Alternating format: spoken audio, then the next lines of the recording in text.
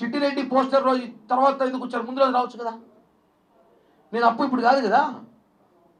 కిరణ్ రాయలు అప్పేమో ఈ రోజు నిర్ణయం తీసుకోలేదు కదా. 10 ఏళ్ళ ముందు లెక్క. ఎందుకు చిట్టిరెడ్డి పోస్టర్ వచ్చి మరుసటి రోజే రావాలి? అది వైసీపీ వాళ్ళు ట్రోల్ చేయలేదు ఎందుకు? వేరే పార్టీలు ఉన్నాయి కదా. ఎందుకు ముందు రోజు రావచ్చు కదా? చిట్టిరెడ్డి పోస్టర్ పెట్టిన పొద్దునే రావచ్చు కదా. ఎందుకు రాలేదు? ఆలోచించాడు. రాజకీయం మొత్తం చేసేశారు. ఎప్పటి నుంచో పెట్టుకోన్నారు. సమయం సందర్భం వచ్చినప్పుడు వదిలేశారు దాన్ని తీసుకొచ్చి రాజకీయ కుట్ర చేసి రాజకీయం చూపించారు. పూర్తిగా ప్యూర్ పాలిటిక్స్ చేశారు. అది పూర్తిగా ఆర్థిక లావాదేవీలు సంబంధించిన విషయమే. అదేదో ఎవరైతే పెద్ద మనుషులు వాళ్ళు మాట్లాడుకుని సెటిల్ చేసేసుకున్నారు. మనకు సంబంధం లేదు. అయిపోయిన ఇష్యూ గురించి నేనైతే దాని గురించి డిస్కస్ చేయదలుచుకున్నా. ఓన్లీ పాలిటిక్సే మాట్లాడతాయి.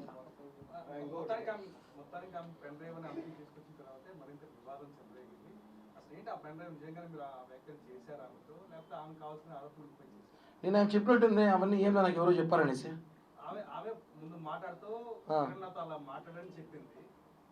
కిరణ్ అలా చెప్పినాడని చెప్పి చుట్టారు. కిరణ్ ఎందుకు చెప్తాడు పెన్ డ్రైవ్ గురించి? నాకే తెలియదు.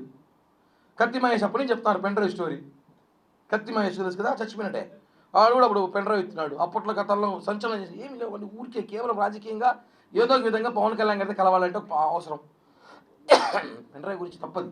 పెన్ డ్రైవ్ గురించి అసలు అమ్మ నేను కూడా చెప్పింది. నేను ఎవరైతే చెప్పింది అనుకుంటా. అవన్నీ ఏమి నాకు ఎవరో చెప్పారు అనేసి. ఎవరో చెప్పారు. ఫస్ట్ కిరణ్ రాయలు చెప్పాడు. ఎవరో చెప్పారు. కిరణ్ రాయలు చెప్పిన ఆధారాలు లేవు. కిరణ్ రాయలు తిట్టిన బూతులకి ఆధారాలు ఉన్నాయి. ఇట్లాంటి విషయాలకు ఆధారాలు ఉండవు. కోరి అవన్నీ ఇంకేమన్నా ఎందుకు మాట్లాడడం. కానీ కీలకంగా తిరుమల శ్రీవారి పట్టు వస్త్రానికి సంబంధించి నన్ను చెన్నైలో తీర్చుకున్నారని చెప్పి నిన్నగానే ఆమె ఒప్పుకునేది. దాన్ని మీరు అధిక ధరకి విక్రయించారు, వేరే వాళ్ళు మీ ఇంటికి వచ్చి తీసుకుంటున్నారు అని చెప్పి ఆమె ఆరోపించింది. నిన్నగానే నేను తీసుకొని చెన్నైలో కొనుక్కునేది వాస్తవమే అని చెప్పి చెప్పేది. దాని మీద మీ సమాధానం? ఎవరికైనా కావాలంటే తీసిస్తాను. చీరలు కావాలంటే మంచిగా. లేకపోతే ఇప్పుడు తెలిసిన వాళ్ళు ఉంటారు. మా సుభాషిణి ఉంది, మా ఇంటికి వస్తుంది రోజు. తెలుసు. మా వైఫ్తో పాటు అడుగుపోయినప్పుడు ఏదో చీర కావాలి తీసుకురామా, ఎవరో ఏదో పండగ మంచో చెడ్డ అంటాము. దాన్ని రకరకాలు వాడుకుంటాను. లేనిపోయిన ఆలోచన కూడా ఇస్తాను. వీళ్ళు బాగుంది, ఇదేదో చూస్తా, భవిష్యత్తులో ట్రై చేస్తా, మంచిగా వస్తే సెటిల్ చేస్తా. ఇవన్నీ ఆరోపణలు అన్నా. నీ సమస్య డబ్బు కొనుక్కుంటూ మాట్లాడాలి, లేదా రాజకీయం మాట్లాడాలి. చీరలు ఇచ్చినాడు, జాకెట్లు అమ్మినాడు, గాజులు అమ్ముకున్నాడు, బండిపోయిన కిల్లీలు అమ్ముకున్నాడు, కొండపై టికెట్లు అమ్ముకున్నాడు. టికెట్లు అమ్మితే పట్టుకోవచ్చుగా. ప్రభుత్వం ఉంది కదా, పోలీసులు ఏం చేస్తున్నారు, పట్టుకోవచ్చుగా. ఆరోపణలు ఏమైనా చేయొచ్చు. ఎట్టో గంజా ఏమైనా చెప్పలా, అది కూడా చెప్పుకుంటే పని అయిపోయింది. అదే బాధ అన్న, చాలా బాధ. మా వైఫ్ని, నాకు కావాల్సిన మా ఫ్రెండ్స్ని, నా బంధువుల్ని, నా పిల్లల్ని కూడా మాట్లాడడం అంటే అర్థం చేసుకోండి. కిరణ్ రాయల కుటుంబాన్ని నాశనం చేయాలని ప్రయత్నం చేశారని చెప్తున్నాను కదా. నేను దీనికన్నా ఎమోషనల్ కాలేను.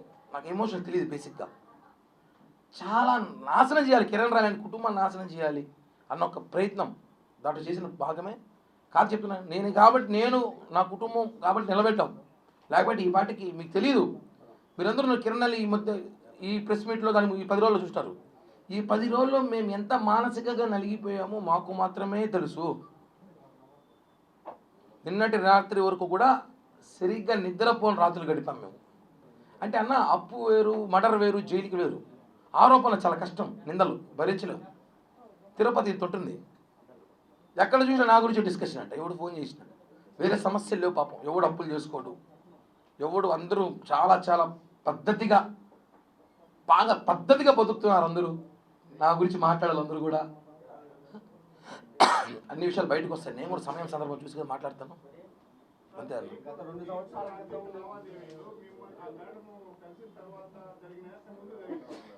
ఏదన్నా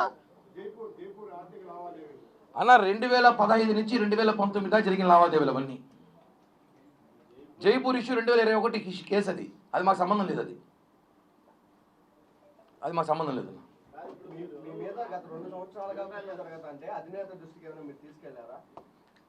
అందరికీ తెలుసు ఆ విషయం.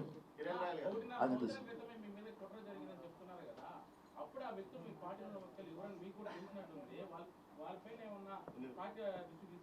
అలా ఇప్పుడు నేను నీ పేరు చెప్తే అంటే నమ్మరు కదా.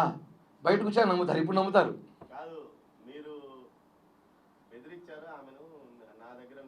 కోట్లు ఉన్నాయని బెదిరించారని, అందువల్ల ఆమె రాజీకి వచ్చిందని ఒక వర్గం బయట ప్రచారం చేస్తున్నారు. ఆమె చెప్పాలి ఆ మాట, చెప్తే బాగుండు. వాళ్ళు ఎవరో చెప్పేది ఎందుకు? వాళ్ళు ఎవరో చూసినారా? మీరు ఆ విధంగా ఆ వర్గంలో ఎవరే కాదు, ఆ సాక్షిలో ఒక ఇద్దరు మాట్లాడిస్తామనంట అమ్మాయితో. నిన్న కూడా వాళ్ళ తమ్ముడు ఎవరో ఫోన్ చేసి మా తమ్ముడు చెప్పినాడంట ఈ మాట చెప్పని చెప్పినారనేసి. ఒకవేళ ఉంటే ఇండోలో అయితే నేను పెట్టినాం, ఒకవేళ ఉంటే మాత్రం ఇది మాత్రం వస్తాం చెప్తాను ఓపెన్గా. ఉంటే బాధితులు చెప్పాలి కానీ వాళ్ళు కూడా చెప్పేదట. ఏ టెక్నాలజీ రోజుల్లో కూడా ఇప్పుడు పాలిటిక్స్ ఏమైనా కామెంట్స్ ఉన్నాయి? ఏమున్నాయన్న పాలిటిక్స్ ఏమి లేవు. తాజా జగన్ మామ ఏదో అన్నాడు, దాని మీద కామెంట్ చేయాల్సిన అవసరం ఉంది. ఎందుకంటే ఆయన జగన్ నిన్న ఆయన మాట్లాడుతూ చూసా కామెంటు, ఆయన లోకల్ ఖైదీకి ఎక్కువ, ఇంటర్నేషనల్ ఖైదీ తక్కువ, మధ్యలో ఉన్న ఖైదీ. ఆయనకు ఒకటే చెప్తున్నా, చెస్ ఉంటుంది కదా చదరంగం గేము, స్టార్టింగే రాజు చిక్కు పెట్టినప్పుడు ఎలుకలు ఏనుగులు సిపాయిలంతా పక్కకి తట్టి మళ్ళీ రాజు దగ్గరికి వెళ్తాం. ఇప్పుడు అందరూ ఆ పనిలో ఉన్నాం మేము, నీ దగ్గరికి వస్తాం, నీకు పెడతాం ఖచ్చితంగా.